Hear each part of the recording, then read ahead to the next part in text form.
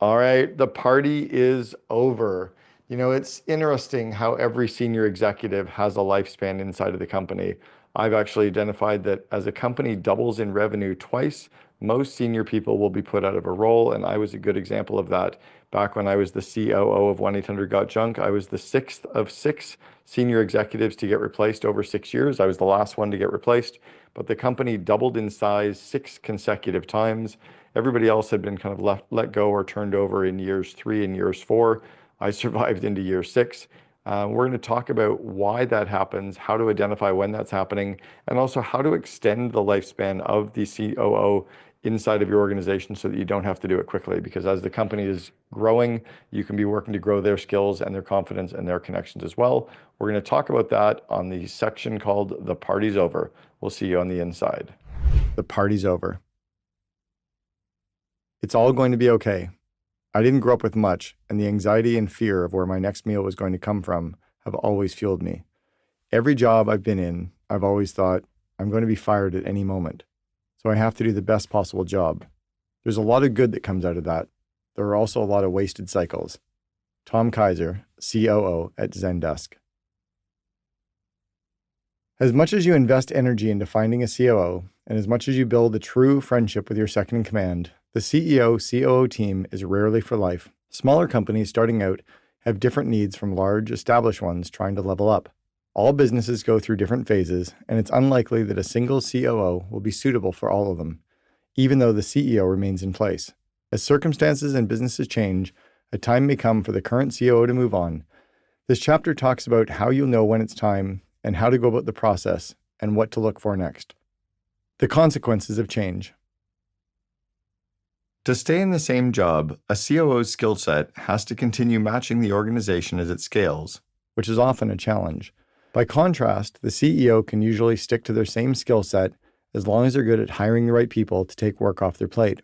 As a CEO, you need to continually grow your interpersonal, delegation, and soft skills of leadership, but not the actual tactical skills of running different business areas.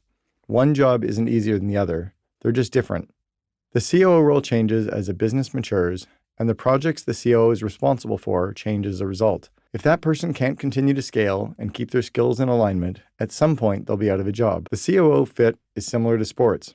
You might be the best hockey player on a team when you're 12. When you're 20, the demands are different. You won't be the best unless your skills have kept up. How do you know when it's time for the COO to leave? It's when they can't get the results needed, when the company is substantially different from what it was when they joined, or they're no longer enjoying it.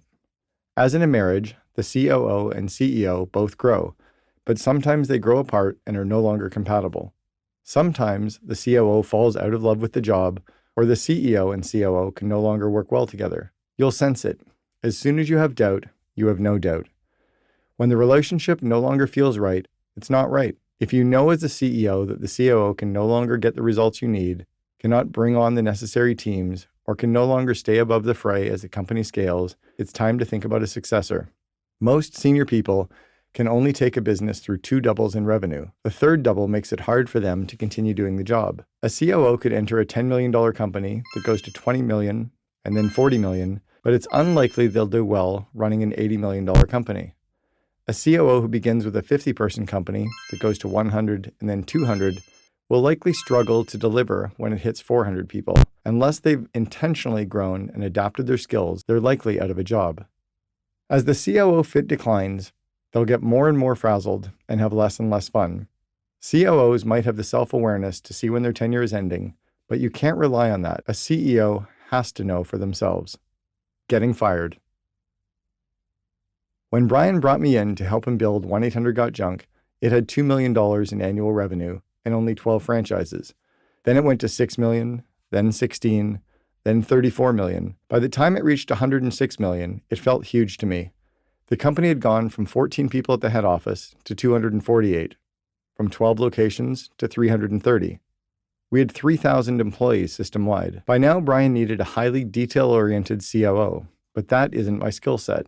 Whereas I'd been an excellent fit while we were scaling, the role had changed and my contribution had fallen off. My strength is entrepreneurial growth and using my intuition.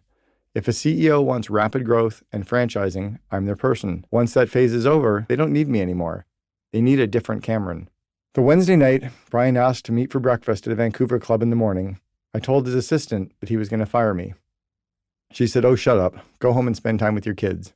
But my intuition told me it was over. The next morning at 7:30 a.m., Brian said, "I think we're done." I started to cry, and so did he. I said, "I think you're right."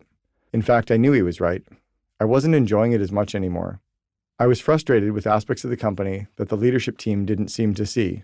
They wanted a plan and budget which called for adding way more franchises than I knew were available, as our areas were largely getting sold out.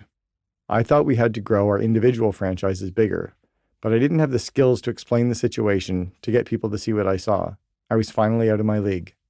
I was at a stage of my career where I wanted to figure out what I would be best at doing next. I was 42 years old, had helped build this highly successful company, had helped build a couple of others before that, and I didn't want to be operational anymore. I wanted to have control of my life and do what I wanted to do when I wanted to do it. I took 3.5 months off to journal and figure out my next plan forward. I got more than 30 job offers during that time, but I was done with that chapter of my life. I decided to reinvent myself and look at all the things I was best at and how to leverage them. I started coaching CEOs, doing speaking events, and solely focusing on my unique abilities. After roughly 12 months of searching for my replacement, Brian brought in the former president of Starbucks to replace me as COO. The company had grown to a size where I felt in over my head, but to her, it was small and cute. We were looking at the same business from an entirely different perspective. She was more corporate and used to working on larger company initiatives. She understood cross-functional and matrix decision-making. Brian felt he could delegate and let her run the business for him. I thought it was a brilliant hire, but it turned out to be disastrous because she wasn't the right cultural fit. She was fired a year later, even though she had the skills to do the job. Next, Brian brought in Eric Church, who was both the cultural fit and the skill set, and has now been COO for almost 10 years. He was exactly the right person to take the company from $100 million to $1 billion. I've known him since we started a fraternity together in Ottawa, Canada in 1987. I was president the first year. He was president the second year. We also both worked at College Pro Painters. I was COO at 1-800-GOT-JUNK, followed by him. Eric is absolutely the right person to take the business to the next level, but he would have been terrible as the first COO because that earlier era needed someone like me who really knew how to grow a franchise company almost from scratch. I would have been terrible at growing what he did. I knew how to scale the franchising, and he knows how to run a larger organization. Eric says the role of the COO is providing vision for what the growth of the individual means.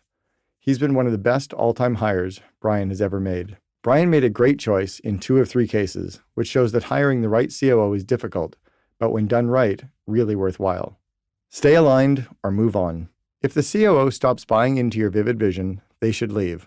The essence of the purpose is to make your dreams for the business a reality. If they don't like those dreams, they should go find other dreams to implement. If they hadn't been aligned during the interview process, you wouldn't have hired them. So if you grow apart later, maybe your vivid vision changes after several years of working together, you have to be just as clear-sighted. If they're not on board, they're out. And if their skills no longer match the new vision, they're also out. The COO is like a booster rocket. They push you higher and higher. And when they burn out at a certain level, which they usually do, you can hire a new one to take you to the next level. That's what's perfect about finding the right COO. Even when you feel your business has gone as far as it can go, there's a COO out there who can take you further. This book has shown you how to find them. Now all you have to do is start looking. Written and narrated by Cameron Herold. Text copyright 2022 by Cameron Herold. Production copyright 2023 by Cameron Herold. All rights reserved. Thank you for listening.